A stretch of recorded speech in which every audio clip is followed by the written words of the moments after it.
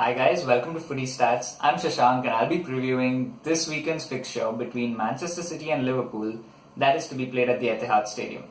It's a big fixture as far as the top four is concerned, with Liverpool sitting in fourth spot just 1 point behind Manchester City, although City do have a game in hand. And both teams effectively are out of the title race, so they'll be looking to finish in the top four and cement a Champions League spot for next season.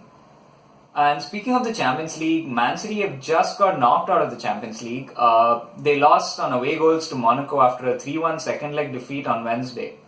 What this means is that they'll have to finish in the top four to secure Europe for next season. And since they don't look like they have a great chance of winning the Premier League, the FA Cup could be their only chance of winning a trophy.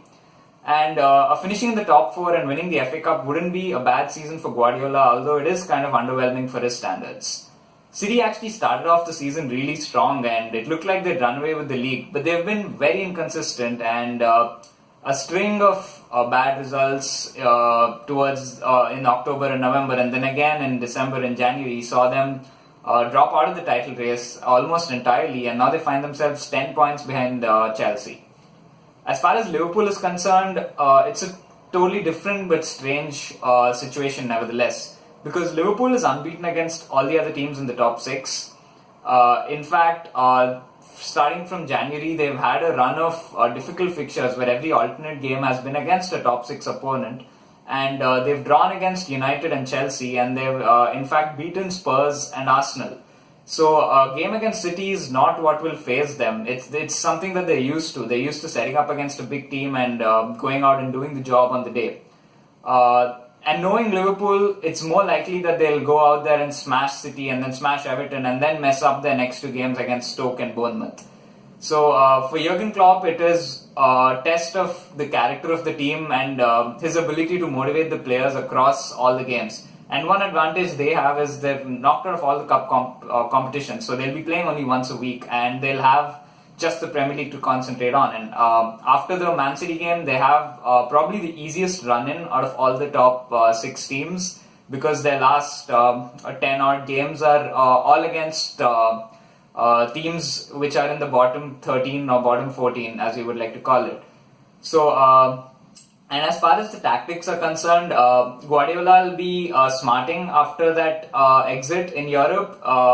It's a blow to his ego, and it kind of summarizes an underwhelming season for them. A deep run in Europe could have, it could have justified their lack of title challenge. But now, surely he has to win the FA Cup and he has to come in the top four for him to see it as a success for himself.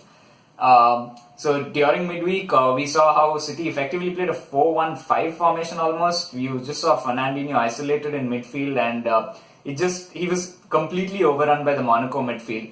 And they have the probability of facing the same thing with Liverpool, because Liverpool press in numbers and they close down really quickly. So City have to be really quick with their feet, and they need to probably have more numbers in midfield. De Bruyne dropped deep in the second half, and that could really help them. And as far as Liverpool are concerned, they don't rely too much on individual players anymore. The return of Sadio Mane definitely boosted them, but it's always a surprise when Firmino's injured. You have Coutinho and you have Origi coming in. There's a lot of people coming in and people going out, but Liverpool try and play the same brand of football throughout. And honestly, the pressure is probably on Man City playing at home. And having just been knocked out of the Champions League, their fans will look to see some kind of a response from them. And with Liverpool, they'll come out brave and they'll try playing their football. They'll try playing their pressing game. And as recently as at the start of this new year, Liverpool did get the better of Man City with that early goal from Wijnaldum. So expect a high-scoring game. I feel that both the defenses look pretty weak compared to how City's defense was in the early parts of the season. So I would say that Liverpool would finally lose to a top six opposition. My prediction would be a 3-2 win for Man City in an exciting game, in a high-scoring game. And it would be a big win for them, and I think City would go on to seal a top four spot. I think that Liverpool would probably go on to secure a top four spot as well, because they have the time to get their act together and do well against the lower league oppositions. the lower oppositions in the league. But I feel that this game could go City's way, especially with the added motivation of having just been knocked out of Europe. So thanks for watching. If you like that video, please leave a like and subscribe if you're new. And we'll catch you later with more videos. Thanks.